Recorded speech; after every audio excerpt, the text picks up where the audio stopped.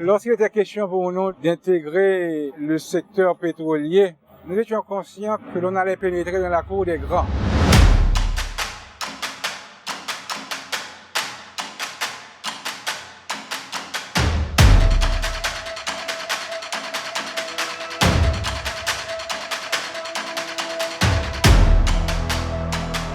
En 2011, une société étrangère qui planifiait d'obtenir un appel d'offres pour donner des services aux Nations Unies a contacté l'Association nationale des distributeurs de produits pétroliers dans le but d'obtenir un support. Malheureusement, elle a rencontré beaucoup de réticence au niveau des distributeurs.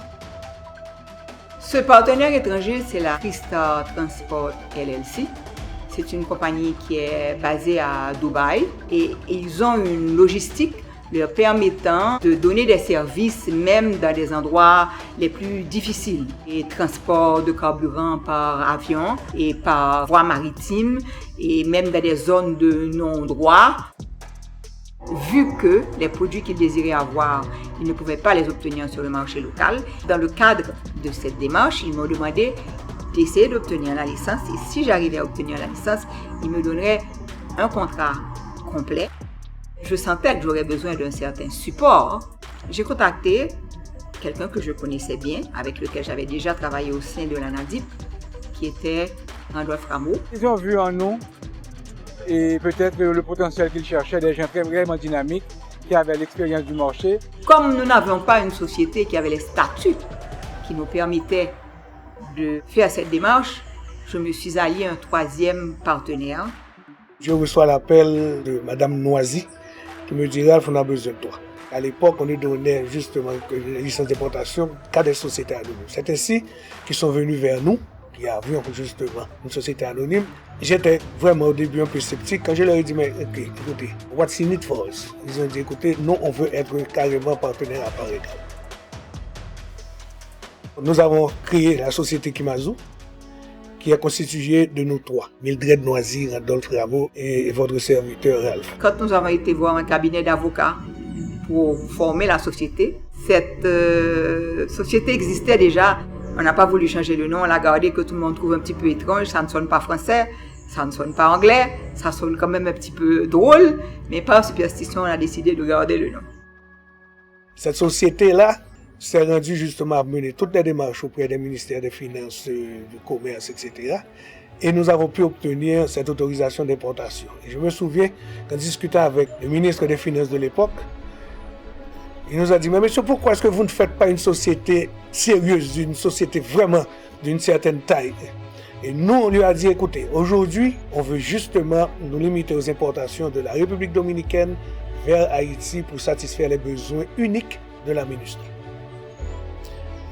Soyez-en certain, monsieur le ministre, au moment opportun, on deviendra quelque chose de sérieux.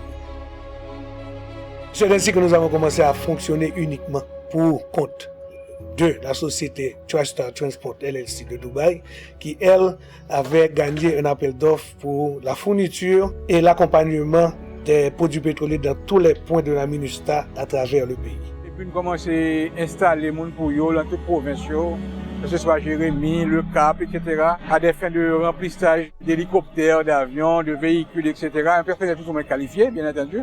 La société, au départ, n'était pas une société d'importation ni de distribution de produits pétroliers, mais c'était plutôt une société de logistique, de transport de produits pétroliers.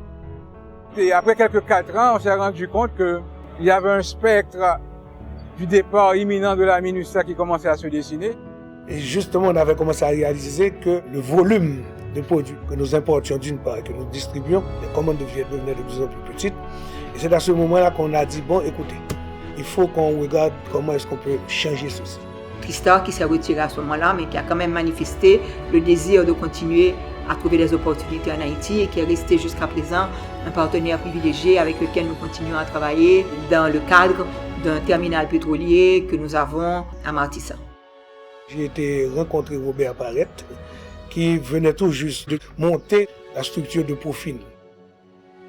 Nous avons mené avec les promoteurs du début un travail consistant tout d'abord à développer pour l'entreprise un plan stratégique. Donc, nous sommes partis du fait que cette société disposait d'une autorisation d'importation de produits pétroliers pour les besoins initialement de la MINUSTAH. Et leur avons dit, nous avons la capacité de vous accompagner jusqu'au point de faire de cette société une entreprise, une société pétrolière à part entière.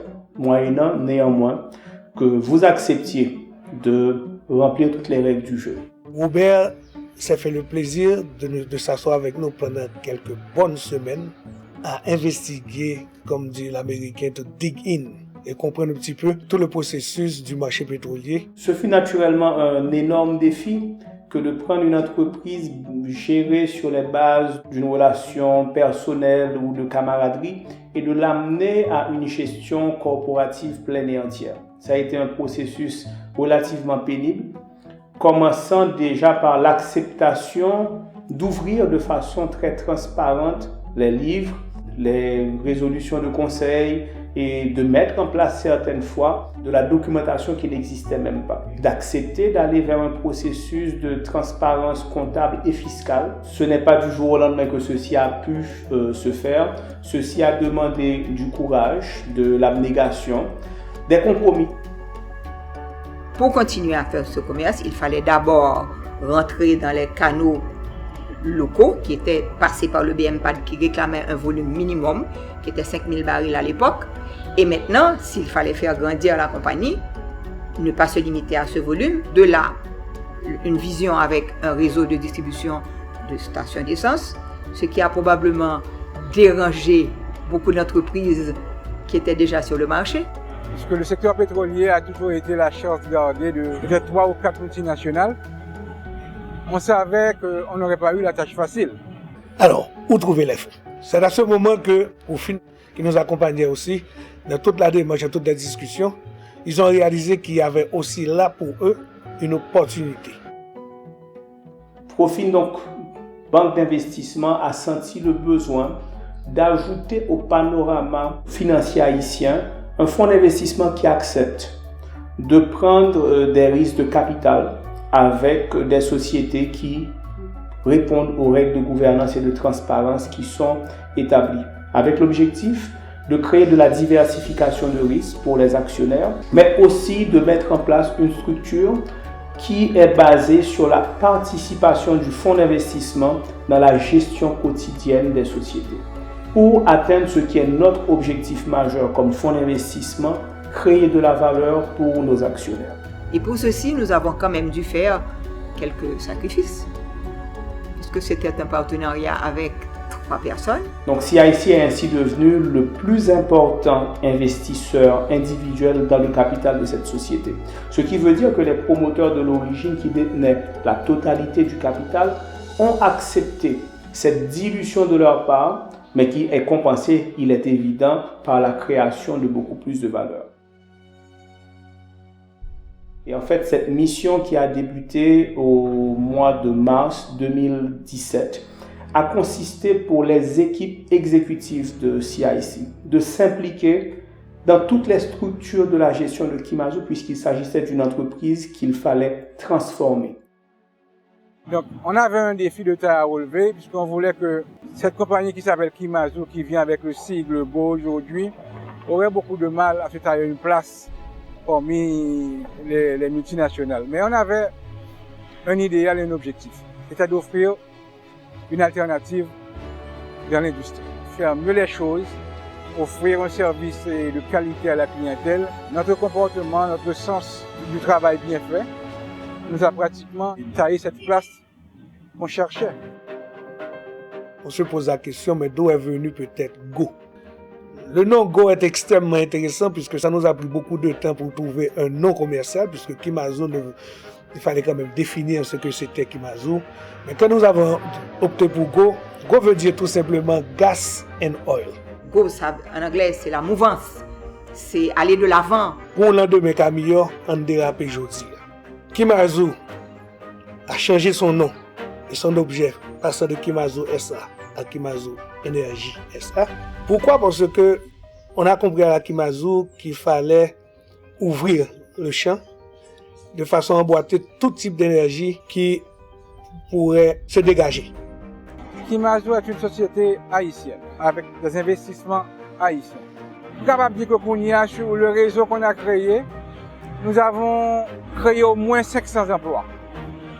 Donc voilà une société qui avait un plan de 20 stations sur 5 ans et qui se retrouve au moment où nous parlons avec 44 stations en 2 ans. Nous représentons le 3e réseau le plus solide de l'industrie. Donc il y a de quoi être fier. Et maintenant nous travaillons à voir comment mettre ce réseau au profit de la nation et impacter en fait la société. Avec certaines valeurs morales, éthiques, on peut arriver vraiment à monter de projets sérieux pourvu qu'il y ait quand même le respect et qu'on mette un peu la gourmandise individuelle de côté. Pour moi, c'est une fierté de voir comment une société comme celle-là, avec près de 115 partenaires directs et indirects, peut aujourd'hui se positionner et tenir bien haut le flambeau, le drapeau haïtien, même sur le sol haïtien. Kimazo, le fait que nous ayons tous milité dans le secteur pendant de si nombreuses années, dans un milieu difficile, dans un milieu très machiste, de simples employés réceptionnistes à la Shell, à devenir aujourd'hui importatrice de produits pétroliers. Ça, j'en suis fière. Notre conviction profonde est celle que pour changer la dynamique d'ensemble dans l'économie haïtienne, nous devons pouvoir redistribuer de la richesse. Mais redistribuer de la richesse veut dire de pouvoir en créer davantage et de pouvoir la créer en respectant des normes de gestion, de gouvernance et de transparence qui font des entreprises faisant partie de notre portefeuille des modèles, des fleurons. Et je peux dire qu'aujourd'hui, Kimazo Énergie est un modèle à montrer à la communauté d'affaires d'Haïti, aux investisseurs, aux promoteurs qui ont le courage de faire le choix de la gouvernance et de la transparence comme étant des lignes de direction pour aller créer plus de richesse, plus de valeur et la prospérité au bout du compte. Son même côté nous tous nous braler. Effectivement, pour demain, il faut nous déraper aujourd'hui. So at the end, let's just say, let's go.